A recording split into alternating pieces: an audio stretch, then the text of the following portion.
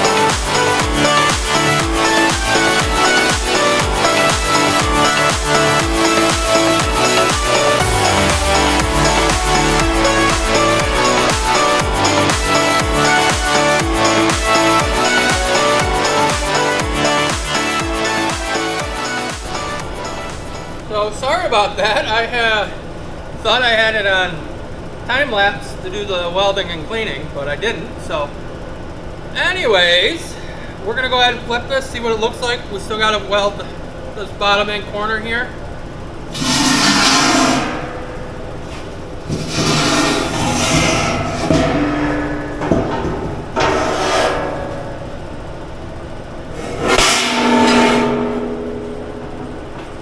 Oh, that feels good, no rocking or anything.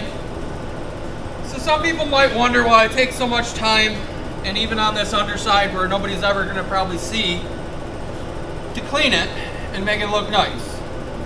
My thought process on anything is, you do it right from the beginning.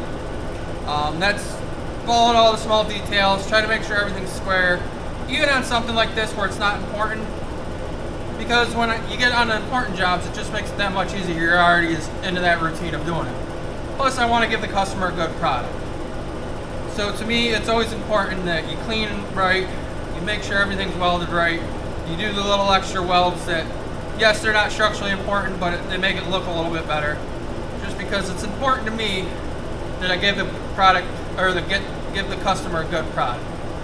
So, and I mean, I know it's going to be covered up with paint, but it doesn't matter. You still clean it, you still deburr it, get all the little pebbles off everything, and it'll take care of itself. So now we'll go ahead and put you on time lapse. So what we're going to be doing is just welding in on these corners. I'll clean it a little bit. I'll actually flip it back over to do the painting, and while it's drying, we'll start working on the arches. The arches I had originally thought about doing, like cutting the rim. That's why I actually cut that extra rim out, was I was going to use that and cut it into splices that narrow as they go up. But I don't know if I'm going to like what that looks like. I might play with it a little bit. So instead, what I figured I'd actually do is just come up with a piece of flat plate. I'll have a couple slices in it, and you'll see I'm going to make some bends in it to make it look a little bit cooler. But like I said, let's get this welded first, then I'll get it over on the sawhorses so I can paint it, and we'll start working on the arches. And this time, I will remember to put you on time lapse.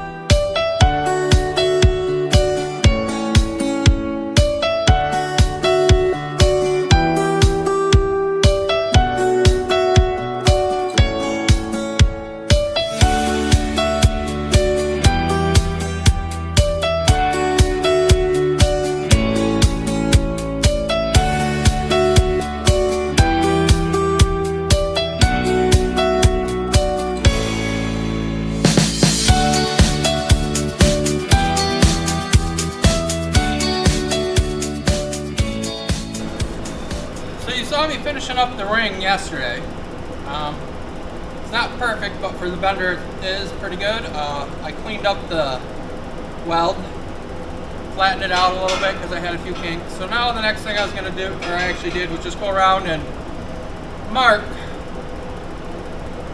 where it's evenly spaced all the way around, because we're going to I'm going to bring two spacers up, or two legs, just temporary legs to hold it while we get our arches up to it.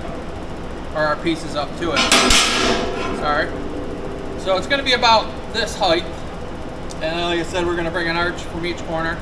So the first thing I'm going to do is I'm going to actually take this and put my halfway marks on it, and then quarter it,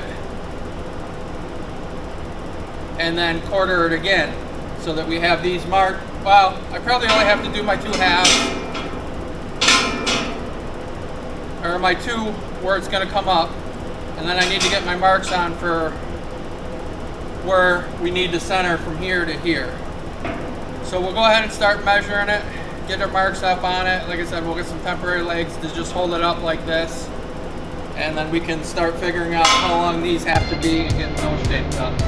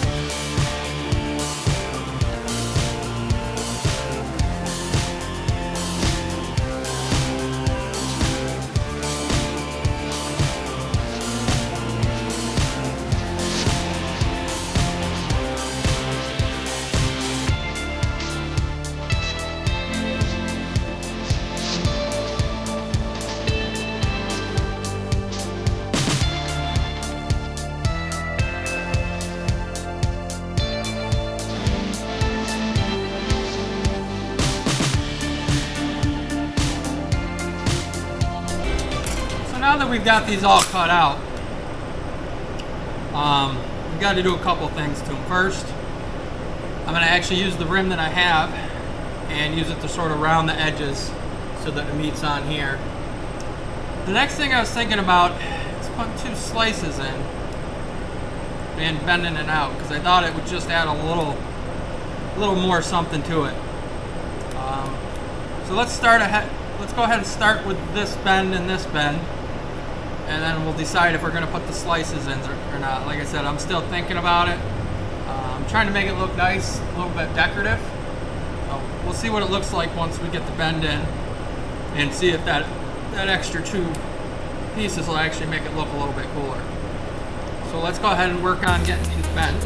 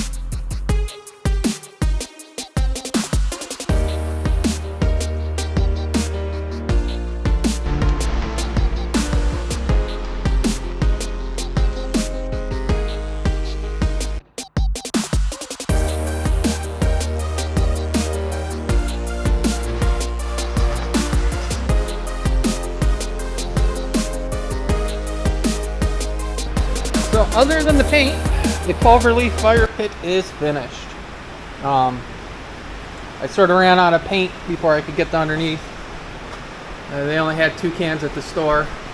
I tried to get that centered pretty well, and I think I did pretty decent on that. Just a little different design. You see the stand underneath. I enjoyed making it. It taxed me a little bit on my fabrication skills. So.